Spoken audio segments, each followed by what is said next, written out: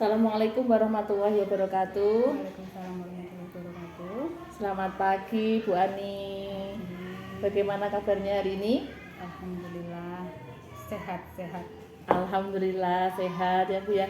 Terima kasih atas waktunya karena Ibu sudah mau menyempatkan waktu untuk membantu saya dalam tugas modul 2.3 yaitu coaching supervisi akademik. Nah, dalam supervisi akademik ini ada 3 kegiatan atau 3 tahapan, yaitu yang pertama adalah pra-observasi, yang kedua observasi, kemudian yang ketiga adalah pasca observasi. Nah, untuk hari ini kita akan melakukan tahapan yang pertama, yaitu tahapan pra-observasi. Nah, semoga pada kegiatan coaching kali ini akan membawa manfaat bagi kita semua, nggih. Amin.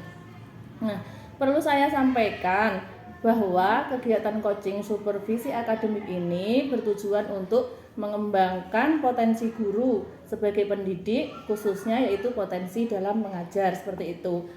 Nah, kita mulai coachingnya ya Bu ya. Siap. Sudah siap? Insya Allah siap. Saya akan memberikan beberapa pertanyaan pada tahap pra-observasi ini. Nah, yang pertama, apa harapan Ibu Ani dari percakapan kita kali ini, yaitu pada tahap pra-observasi ini? Ya. Saya berharap bisa berdiskusi dengan Bu Emma sehingga saya mampu menggali potensi dalam diri saya lagi. Oh, nggih. Jadi harapan Ibu kali ini, diskusi kali ini adalah mampu menggali potensi yang ada dalam diri Ibu Ani, nggih. Nah, iya. Saat observasi nanti, Ibu akan mengajar apa ya? Terus pelajaran apa yang Ibu akan sampaikan? Saya akan mengajar mata pelajaran IPA dengan materi siklus air. Oh iya, berarti kali ini Bu Ani akan mengajar materi IPA yaitu materi siklus air, nggih. Ya.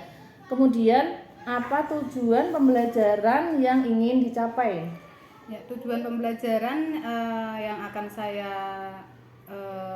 lakukan nanti pada pembelajaran nanti ada 4 tujuan pembelajaran. Ya. Yang pertama, dengan mencermati bacaan tentang siklus air, peserta didik mampu menganalisis bacaan untuk mencari informasi penting dengan benar. Ya. Kemudian yang kedua, dengan menggunakan gambar yang ditampilkan melalui layar LCD, peserta didik mampu menentukan tahapan siklus air dengan tepat. Ini bagi peserta didik yang visual. Kemudian yang ketiga, dengan membuat diorama siklus air secara berkelompok, peserta didik dapat memahami tentang tahapan siklus air dengan benar. Ini untuk peserta didik yang kinestetik. Kemudian yang keempat, dengan membuat lagu atau nyanyian siklus air, peserta didik dapat memahami tahapan siklus air dengan benar. Ini pada peserta didik yang audio. Itu. Baik, itu tujuan pembelajaran Bu Ani ya. Yang pertama yaitu dengan mencermati bacaan tentang siklus air tadi, peserta didik mampu menganalisis informasi dengan benar. Kemudian dengan menggunakan gambar yang ditampilkan melalui layar, peserta didik mampu menentukan tahapan siklus air dengan benar. Yang ketiga, membuat diorama siklus air sehingga peserta didik bisa memahami tahapan-tahapannya. Yang keempat, dengan membuat lagu atau nyanyian siklus air, peserta didik dapat memahami tahapan siklus air dengan benar. Luar biasa sekali Bu Ani. Nah, selanjutnya, apa kompetensi yang ingin Ibu Ani kembangkan atau area mana yang ingin Ibu kembangkan untuk saya amati pada observasi nanti? Yang ingin saya kembangkan terutama pada kegiatan inti ya, di mana anak-anak nanti bisa memahami tentang siklus air melalui layar LCD dan kegiatan-kegiatan yang ada pada pembelajaran tersebut. Oh iya, baik Ibu, berarti intinya area yang saya amati kegiatan inti, nggih? Iya. Kemudian area mana yang lebih spesifik lagi ingin Ibu kembangkan? Bisa dijelaskan? Yang ingin saya kembangkan itu pada kegiatan kelompok. Nanti kan kelompoknya itu dibagi menjadi 3 kelompok. Ya, kelompok pertama itu audio, kemudian kelompok kedua visual, dan yang ketiga kinestetik. Nah, pada kegiatan audio ini nanti anak-anak kelompok audio itu diberi tugas untuk membuat lagu dan menyanyikannya tentang siklus air. Kemudian yang visual, kelompok visual ini nanti akan membuat gambar tentang siklus air. Kemudian yang ketiga, kelompok kinestetik nanti ini akan membuat diorama tentang siklus air. Wah, bagus sekali Ibu. Berarti yang ingin dikembangkan tadi saat anak sedang melakukan kerja kelompok tadi ya, melakukan kegiatan berbagai aktivitas tadi yang sudah Ibu jelaskan. Agar lebih memahami, biasanya kalau anak belajar di kelompoknya melakukan sendiri apa yang sesuai dengan minatnya, itu akan lebih mudah dipahami. Luar biasa Bu Ani. Nah, selanjutnya, apa indikator ketercapaian yang ingin Ibu kembangkan tentang tadi menganalisis siklus air tadi? Indikatornya yaitu jika 50% siswa nanti mampu menghasilkan produk dengan kreativitas mereka, minimal 50% lah, itu bisa membuat sesuai produknya masing-masing kelompoknya tadi. Oh iya, bagus sekali. Jadi ke indikator ketercapaian yang ingin Ibu kembangkan tadi, 50% lebih dari siswa itu memahami tentang siklus air tadi ya. Nah, selanjutnya strategi apa yang akan Ibu gunakan untuk tercapainya indikator tadi?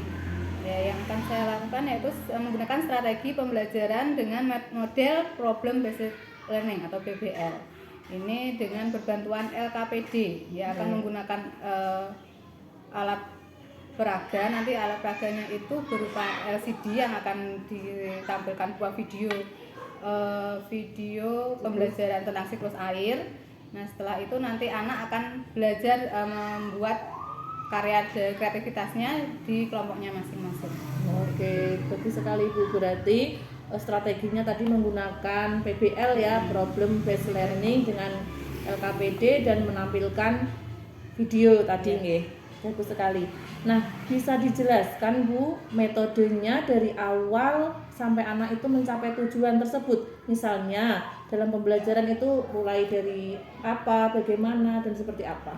Kalau awal tuh mulai klasikal dulu ya Bu, tadi yang saya sampaikan anak akan membaca tentang materi siklus air, kemudian menyaksikan video yang akan saya tampilkan nanti juga tentang siklus air agar anak lebih memahami.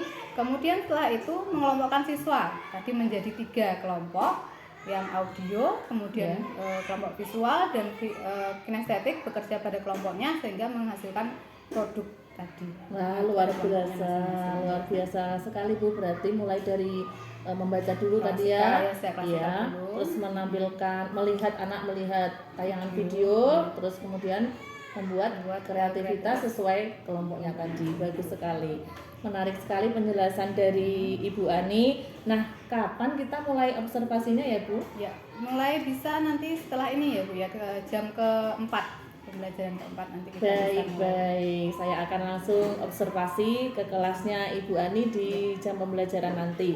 Baik, nanti saat observasi saya akan mencatat pembelajaran yang Ibu lakukan sesuai dengan rubrik yang sudah saya siapkan. Kemudian setelah observasi ini akan ada tahap pasca observasi lagi yang jadwalnya nanti akan menunggu jadwal dari pengajar praktek saya bersama Bapak Pujiono nanti. Nah, sekarang bagaimana perasaan Bu Ani setelah melakukan coaching pada tahap praobservasi ini? Bagaimana perasaannya? Alhamdulillah senang ya, karena saya bisa mengetahui kompetensi saya, kemudian bisa mengembangkan area pembelajaran yang ingin saya capai, dan bisa menentukan strategi pembelajaran apa yang akan saya gunakan yang tepat untuk pembelajaran yang akan saya lakukan. Menarik sekali berbincang-bincang coaching dengan Bu Ani ya. Saya menjadi tidak sabar untuk segera observasi di kelasnya Ibu Ani. Terima kasih Bu Ani atas waktunya untuk diskusi dan coaching hari ini. Semoga dalam observasi nanti kita diberikan kelancaran oleh Allah Subhanahu wa taala. Amin. Nah, sekian tahapan pra-observasi dari saya dan juga Ibu Ani. Wassalamualaikum warahmatullahi wabarakatuh.